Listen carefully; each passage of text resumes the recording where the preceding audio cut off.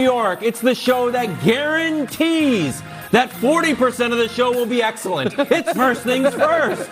On today's show, Dak still rehabbing. Cooper Rush gets the start. Can he do enough to knock off the undefeated Eagles? Left-handed he just threw don't get me started on that yet. Left-handed don't get pass? me started. This is so... Stop ruining the open. Meanwhile, Odell doesn't have a team, but he does have a Twitter account. Why his latest post makes us think a Rams reunion is off the table. And finally, it's the illustrious return of Tears alongside Chris Bussard. I'm Kevin Wildes. Nick, I'm sure you and the committee were up late into the witching hour burning the midnight oil. Are there any surprises on today's Tears? 100%, including a major shift at or near the top of the tier. Stop. No, it's true. It's true. I don't believe it. Okay, well, tune in 1 hour and 4 Here we go. minutes.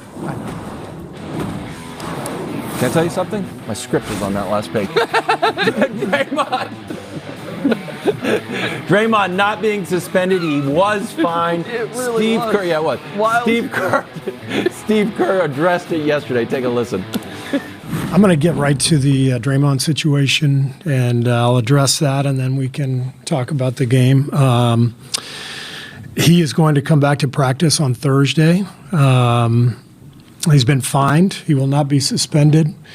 I expect him to play Friday in our last preseason game and on opening night. We have spent the last week in deep discussions with all of our key figures in the organization, including Jordan and Draymond, of course, Steph, all of our players, Bob, myself. And I can tell you there have been a lot of conversations. And we feel like this is the best way, after assessing everything, for us to move forward. It's never easy. No matter what decision you make in a situation like this, it's not going to be perfect. This is the biggest crisis that we've ever had since I've been coach here. It's really serious stuff. We're not perfect. Our team isn't perfect. Bob and I have definitely made our share of mistakes over the years, but we're going to lean on the experience that we have together over the last 9 years and trust that this is the best decision for our team. Oof, going through it. Brew, were you surprised Draymond wasn't suspended?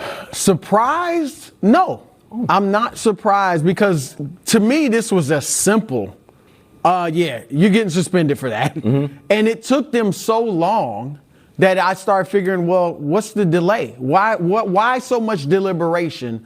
And so I'm not surprised that they came to this conclusion. I will say this, it's the wrong decision. And not wrong because it's going to hurt the team or it's going to ruin the season. I'm not saying that. It's wrong because it's important that the punishment fits the, not crime, but infraction. Sure. All right? He essentially sucker punched a teammate. Essentially. It wasn't quite a sucker punch.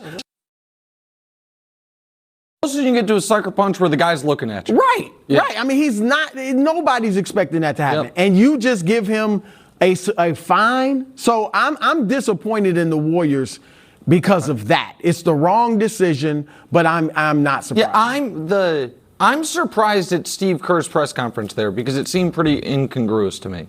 This is the most serious crisis we've ever had. See you in 2 days, buddy. We'll be back for the final preseason game, and no worries, you'll get your reps in by ring night. What? Like, again, I'm not trying to be patronizing and comparing Draymond to a kid, but like in parenting, it would be like telling your child, like, this is the most disappointed I've ever been. No TV for the next 2 hours. Oh, okay. I thought things were going to be a lot worse than that, Pops. And so that part seems odd.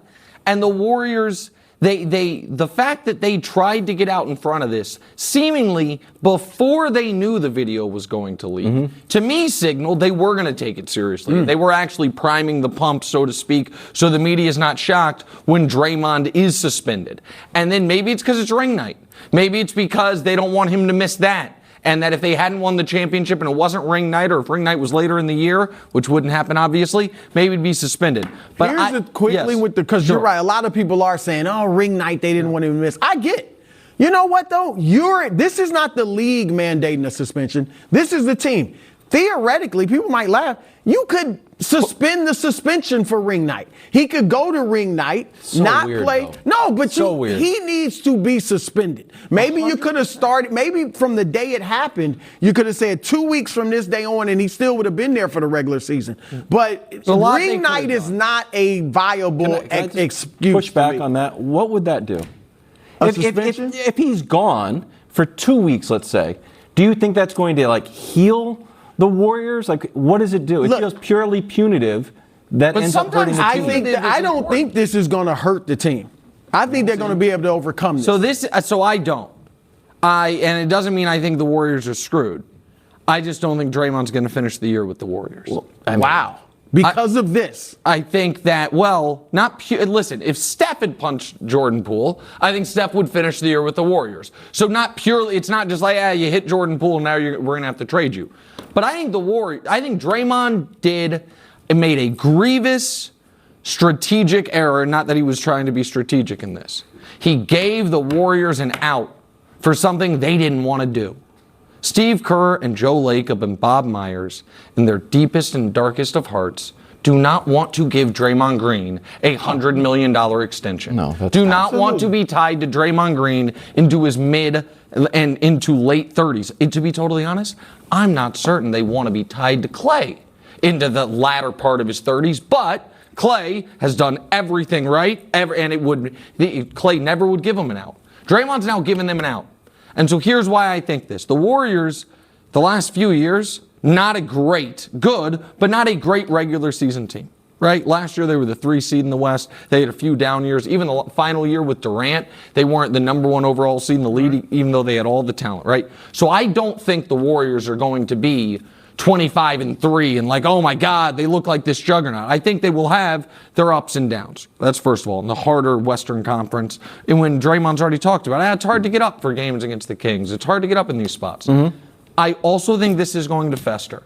And I also think that some superstar or all-star will come available. And we know the Warriors have already talked about, would we trade our young pieces for a Kevin Durant? We know that they had those discussions.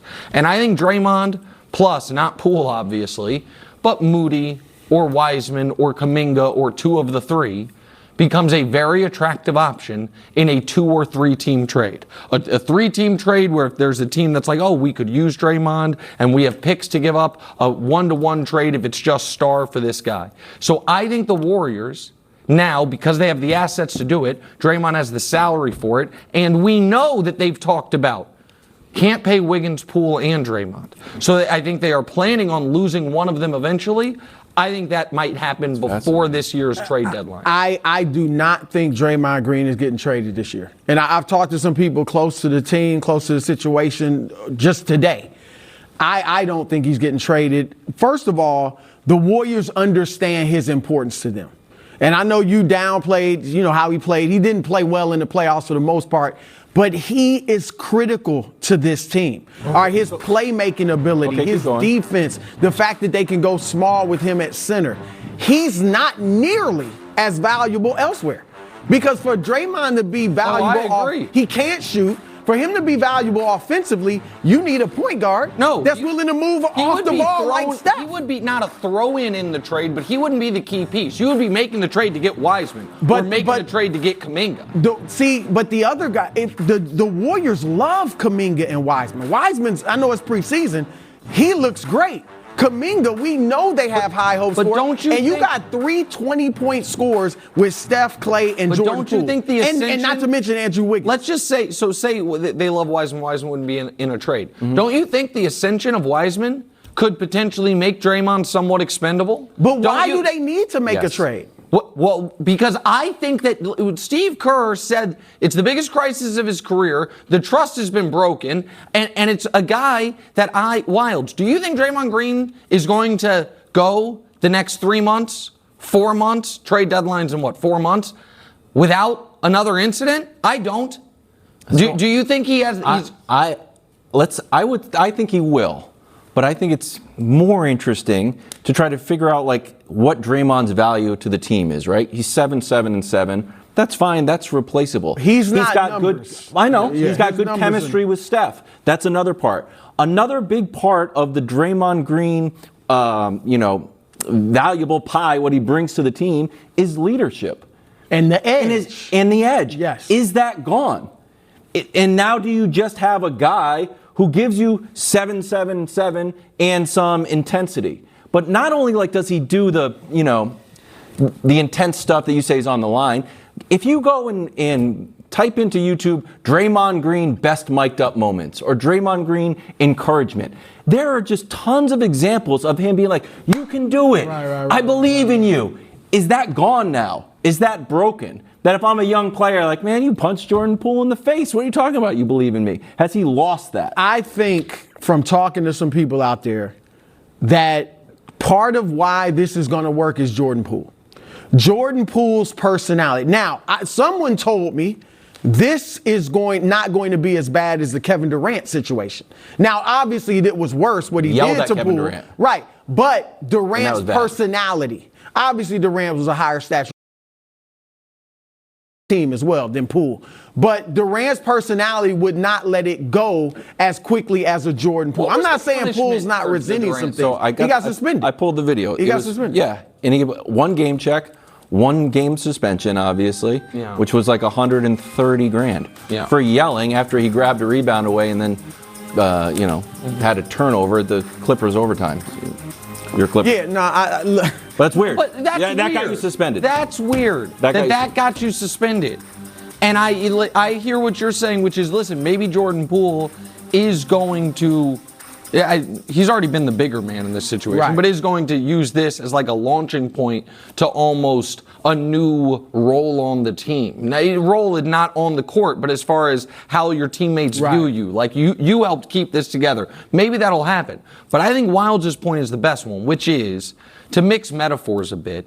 The reason that one of the reasons that I have never ever have missed a day of this show, sick, pre-pandemic stuff, was because trying to set the tone early on in the show years ago of, hey, this is important stuff. We show up, you know what I mean? We show up, we come to work, we do these things. If I all of a sudden started missing days left and right, I lose that ability, right? I lose that voice in the room.